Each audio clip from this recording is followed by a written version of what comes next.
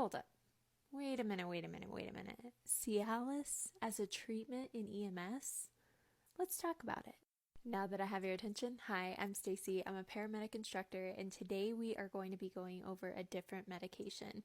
This medication is called Tadalafil. It's also known by its brand name, which is Cialis, and Cialis is a phosphodiesterase type 5 inhibitor.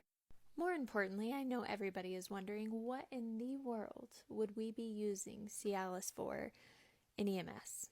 And the answer is HAPE prevention, or high altitude pulmonary edema prevention.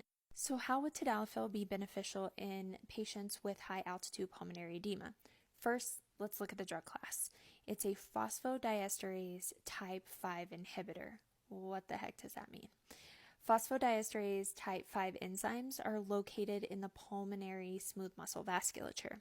So then let's think about pulmonary edema. Pulmonary edema typically indicates fluid or excess fluid in the lungs. It needs somewhere to go or to get out. So if we administer Tadalafil in these patients, and this inhibits the phosphodiesterase type 5 enzymes, then that means vasodilation of the pulmonary vascular bed will be induced, and that will give more area for the fluid to go to. As always, just like I always say, before we get into dosages, make sure you abide by your local protocol and stay within your scope of practice. Tadalafil isn't something that you typically see on an ambulance. It would be something in more specialized EMS units, probably in high altitude areas. But yes, it's going to be 10 milligrams taken PO, and this is not recommended for your pediatric patients.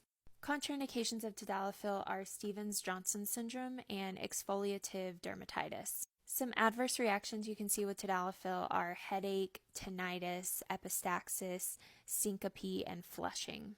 As for drug interactions, Tadalafil can potentiate nitrates, antihypertensives, and CNS depressants. And a side note, as EMS clinicians, we should refrain from administering a patient nitroglycerin if they have had Tadalafil or Cialis in the last 16 hours.